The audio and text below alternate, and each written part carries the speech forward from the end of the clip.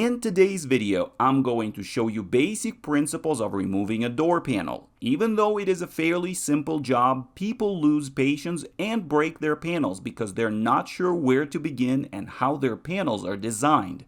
But even though all doors are different, they all have things in common. So let's begin. Most panels have a ridge on the top, so they will have to come up half an inch or so to get over that ridge when you take them off. Watch out for covers like these that may be in the way. Sometimes they may have a speaker in them, but usually they are just covers for your mirror mounting nuts. And if there is no screws, they pop right out with a little bit of prying, like this. They're usually held by metal retainers or plastic push pins. And if you're concerned about scratching your panel with the screwdriver, you can always put some electrical tape over the blade. Now, most common mistake people make, they start pulling and yanking on switches and what they think may be removable covers, looking for screws behind them. But what you should always do first is go for the obvious. A release handle will usually have a screw behind it.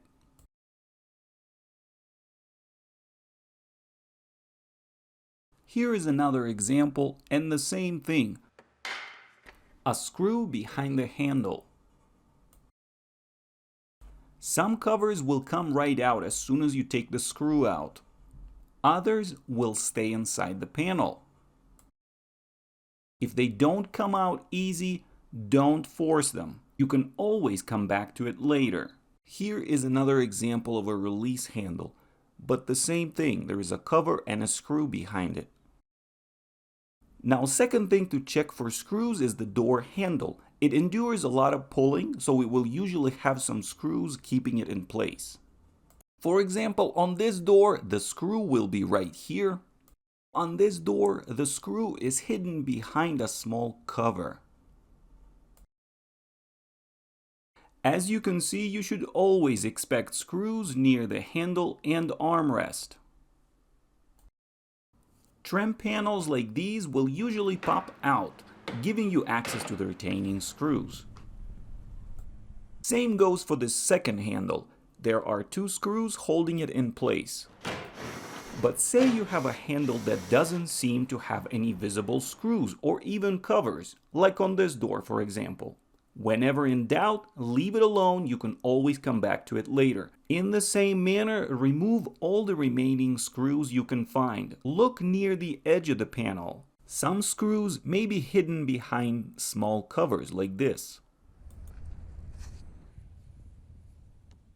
If you have a push pin that looks like this, lightly push on the center of it until it clicks, and it will come right out.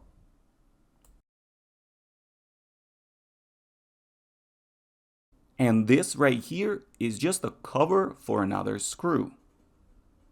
It is a good idea to keep your screws organized because chances are they will be different shapes and sizes.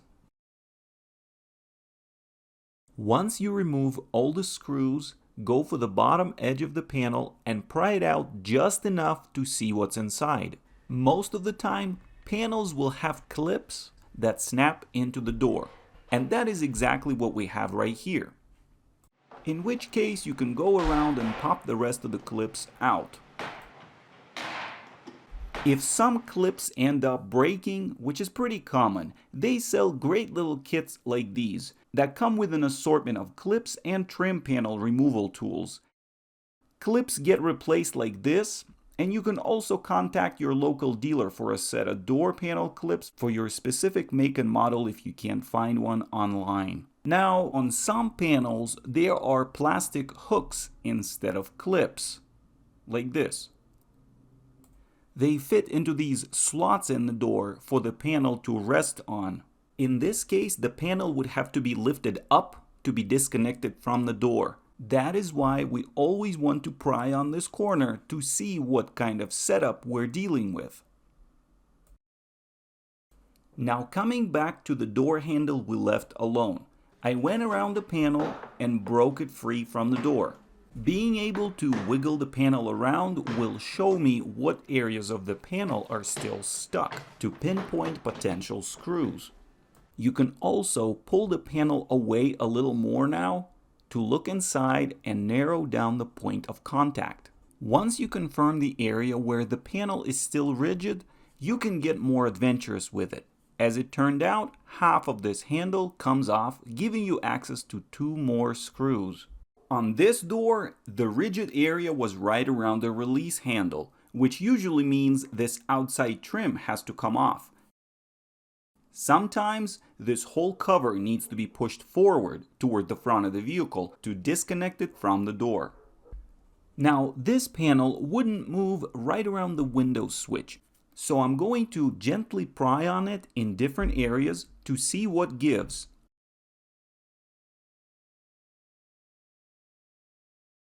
As you can see, there was a screw hiding behind it. You could also try to pry and look inside to see what's holding the switch. Often one side will have a clip and the other side will have a lip to hold the switch in place. So if you pry too hard on the wrong side, you could break that lip. Plus, all these tiny tabs around it are very easy to break, and replacement covers are not always easy to find. So the lesson of the day: try not to mess with the switches or random covers, unless you confirm there is something behind it holding the panel. Many switches don't even come up through the top. They are screwed into the panel from the inside. Now, if you have a manual window, you're going to need to remove the window crank.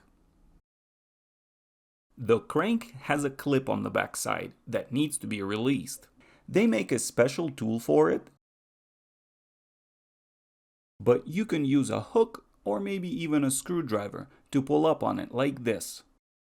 Just be careful and try not to lose it.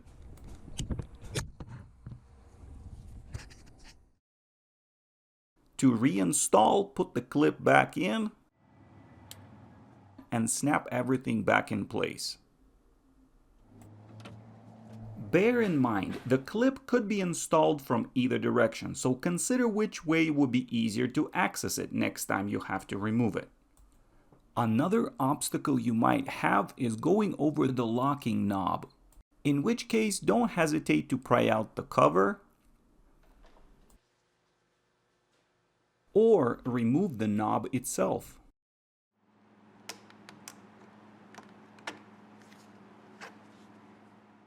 Once the panel is disconnected from the door, you will have only 2 things left to do: disconnect connectors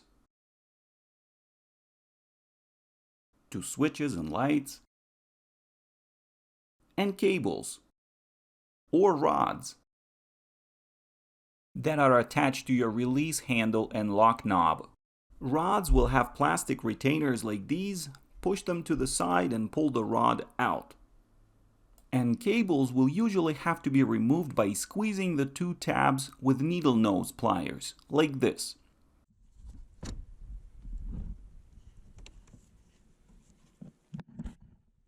On this panel, they're hidden behind the cover. Move the cover out of the way and pry them out like this. And that is how you remove a door panel.